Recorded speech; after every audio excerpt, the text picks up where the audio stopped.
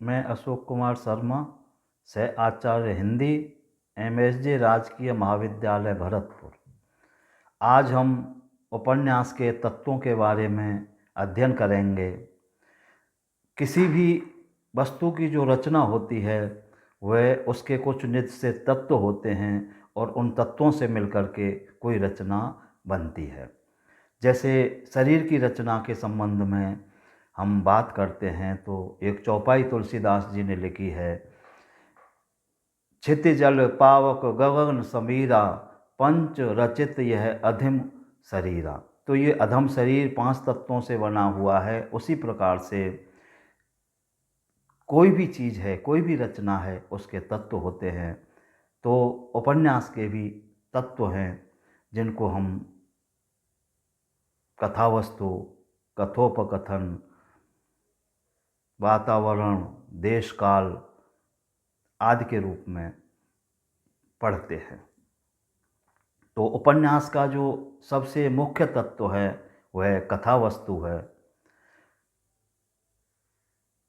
संपूर्ण जो उपन्यास होता है और उसकी जो कहानी होती है और जिन उपकरणों से वह बनती है वे कथावस्तु कहलाते हैं।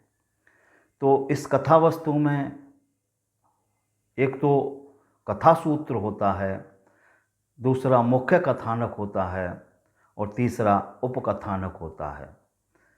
और ये कथाएं उपन्यास की रचना करती हैं। और कथावस्तु के निर्माण में पत्र, समाचार, प्रामाणिक लेख, डायरी के पन्ने, इनका भी प्रयोग किया जाता है कि हम जिस कथा को ले रहे हैं तो उसमें जो पात्र हैं उन पात्रों की डायरी के पन्नों का भी प्रयोग कर सकते हैं। कथावस्तु के निर्माण का जो आधार है वह भय और विस्मय या फिर प्रेम और घृणा, इन दो जोड़ों को लेकर के होता है। कथावस्तु में विस्मय होना चाहिए, कथावस्तु में प्रेम का भाव होना चाहिए या घृणा का भाव। इन चीज़ों को लेकर के हम और कथावस्तु का निर्माण करते हैं। कथानक के वस्तु विन्यास या संगठन में सत्य, आभास या विश्वसनीयता का होना बहुत ज़रूरी है। अर्थात जो कथानक है, हमारा कथावस्तु है, उस कथावस्तु को जो हम विन्यास कर रहे हैं, उसका विकास क्रम कर रहे हैं, तो कथावस्तु कैसी होनी चाहिए, इसमें सत्य का आभास होना चाहिए। हम जो उपन्यास लिख रहे हैं उसकी कथावस्तु कल्पित नहीं दिखनी चाहिए, सत्य उस कथावस्तु में होना चाहिए जो मानव जीवन से जुड़े हुए हों, जीवन जगत से जुड़े हुए हों, व्यक्तियों की जिसमें कथा हो तो वास्तविक कथा हो। ऐसा नहीं कि हम जिस जगह रह रहे हैं या जहाँ हम जुड़े हुए हैं, हमारे आसपास जो वस्तुएं हैं उनसे हम दूर रह कर के और कल्पना लोक में ही विचरण कर रहे हैं। तो सत्य का आभास कथा वस्तु में होना अत्यंत आवश्यक है और विश्वसनीयता भी उस कथा वस्तु में होनी चाहिए। ऐसा नहीं कि हम कथा को पढ़ कर के, उपन्यास को पढ़ कर के और उस पर विश्वास नहीं करें। तीसरा, कार्य कारण संबंध। कथानक में कार्य और कारण का संबंध अति आवश्यक होता है कि जो कार्य कर रहे हैं या जिस कार्य को हम उपन्यास के पात्रों के द्वारा दिखा रहे हैं उनमें कोई कारण भी होना चाहिए। तो कार्य और कारण के संबंध को भी आवश्यक माना जाता है कथानक के विन्यास में। कुछ मनोवैज्ञानिक क्षण होते हैं, उन क्षणों का भी उपन्यास में दर्ज होना अति आवश्यक होता है।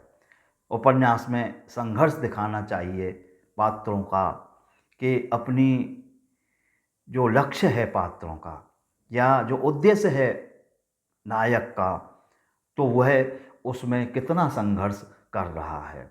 दूसरा, भविष्य के संकेत भी होने चाहिए कि भविष्य में इसको क्या फल मिलेगा, भविष्य का इस निर्माण कैसे होगा इस कथा के द्वारा जो पात्र विकसित हो रहे हैं।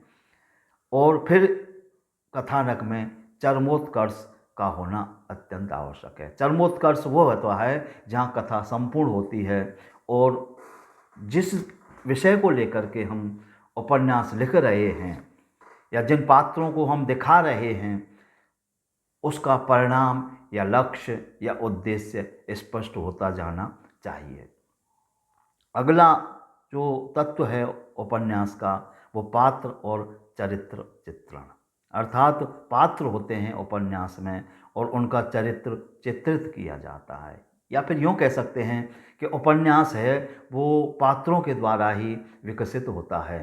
पात्रों के क्रियाकलाप, पात्रों का जीवन, पात्रों का अंतर्द्वंद, पात्रों की मानवीयता, पात्रों का आचरण, ये सभी उपन्यास में उपस्थित किए जाते हैं या जोड़े जाते हैं और पात्रों का चरित्र विकास किया जाता है।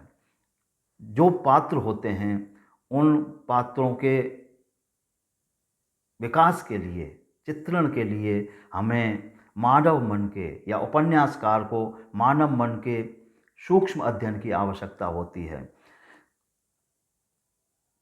आंतरिक और बाह्य जो प्रभाव डालने वाली चीज़ें हैं पात्र के ऊपर, उनका होना अति आवश्यक होता है उपन्यासकार में।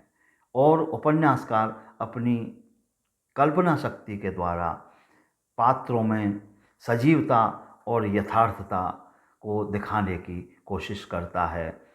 जितनी यह कोशिश अधिक होती है उतना ही उपन्यास अच्छा और बढ़िया बनता है। अगला जो तत्व है उपन्यास का वो संवाद। जो पात्र होते हैं, पात्रों का जो विकास होता है वह संवादों के द्वारा विकास होता है। पात्रों की मन स्थिति है, उनके क्रियाकलाप हैं, वह पात्रों के द्वारा या होते हैं और पात्र अपने संवादों के द्वारा उस कथा को विकसित करते हैं। तो उपन्यास की जो पात्र होते हैं और जो बातचीत होती है पात्रों की, वह कथोपकथन कहलाती है।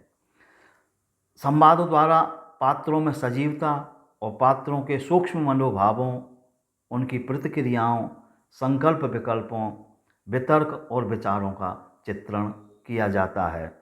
संवादों द्वारा कथावस्तु का विकास और पात्रों का चरित्र चित्रण भी होता है कि किस प्रकार के पात्र हैं जो संवाद द्वारा उन अपने चरित्र को विकसित करते हैं उपन्यासकार के द्वारा। संवादों में देश काल और पात्रों के अनुरूप स्वाभाविकता होना अति आवश्यक होता है। इसमें उपन्यासकार को मनोवैज्ञानिक होना चाहिए या मन के भावों को जानने वाला होना चाहिए। इससे उपन्यास में रोचकता बढ़ती है और अभिनयात्मकता, संवादों के द्वारा नाटक इसमें उपन्यास में अभिनयात्मकता आती है और सरसता आती है। अगला तत्व है उपन्यास का वो वातावरण। तो इसके लिए हम देश काल और वातावरण भी कहते हैं कि उपन्यास में देश काल और वातावरण का चित्रण आवश्यक पाया जाता है कि किस देश की हम कथा कह रहे हैं, उपन्यास किस अंचल को लेकर के लिखा गया है और किस समय में लिखा गया है। अगर प्राचीन है उपन्यास, ऐतिहासिक है, पौराणिक है, तो उस समय का चित्रण किया जाएगा कि यह कथा या ये जो पात्र हैं वो किस समय के हैं। ऐतिहासिक समय में कौन सा काल था, उस समय का वातावरण कैसा था, उस समय का रहन सहन कैसा था, उस समय की सोच किस प्रकार की थी, उस प्रकार राजनीतिक स्थितियां कैसी थीं, सामाजिक स्थितियां कैसी थीं, रहन सहन उस समय का कैसा था। तो इन सभी बातों को चित्रित करते हैं उपन्यासों में। तो यह वातावरण की सृष्टि मानी जाती है क्योंकि वातावरण पात्रों में, कथा वस्तु में, संवादों में चित्रित होता है और विकास पाती है इसमें उपन्यास की कथा। पात्रों का जो आभ्यंतरिक और बाह्य वातावरण है उसका चित्रण उपन्यास में होना चाहिए। आभ्यंतरिक वातावरण में उसका मनोविज्ञान, जो जिसमें वह रह रहा है, जिस वातावरण में रह रहा है, उस पर उसका क्या प्रभाव पड़ रहा है, वह क्या सोचता है, ये सब बातें उपन्यास के वातावरण में मानी जाती हैं, उसके द्वारा चित्रित होती हैं। अगला तत्व है उद्देश्य या जीवन दर्शन। उपन्यास का जो तत्व है या उपन्यास लिखा जाता है, वह क्यों लिखा जाता है, उपन्यासकार क्या चाहता है अपने उपन्यास के द्वारा, कौन सा लक्ष्य है जिसे वह समाज को देना चाहता है, कौन सी ऐसा दृष्टिकोण है जो समाज के लिए देना चाहता है। इसमें आदर्शवादी भी स्थिति हो सकती है, यथार्थवादी भी हो सकती है। समाज को दिशा देने के लिए वह क्या सोचता है, क्या जीवन दर्शन देना चाहता है जिससे समाज उसको ग्रहण करे और उपन्यास को पढ़ने के लिए लालयायित रहे। तो ये उपन्यास के तत्वों में माना जाता है कि प्रतिपाद्य क्या निकलता है इस उपन्यास का, तो ये भी इसके तत्वों में माना जाता है। अगला तत्व है भाषा शैली। तो भाषा शैली मुख्य होती है, भाषा के द्वारा ही उपन्यास विकसित होता है। तो जिसमें हम पात्रों की रचना कर रहे हैं, तो पात्रों की भाषा किस प्रकार की होनी चाहिए, अर्थात उनके जीवन के अनुरूप पात्रों की भाषा होनी चाहिए। ग्रामीण पात्र हैं तो ग्रामीण भाषा का प्रयोग होना चाहिए, शहर के पात्र हैं तो शहर की जो भाषा है उसका प्रयोग होना चाहिए। उसी प्रकार के मुहावरों का प्रयोग होना चाहिए, शब्दों का प्रयोग होना चाहिए।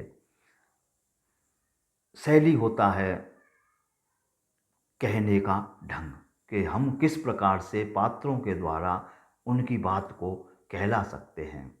तो भाषा और शैली भी अति आवश्यक तत्व होता है, क्योंकि अभिव्यक्त इसी के द्वारा होता है। पूरे उपन्यास की का जो चित्रण किया जाता है, इस प्रकार से हमने उपन्यास के तत्वों का इस व्याख्यान में अध्ययन किया। धन्यवाद।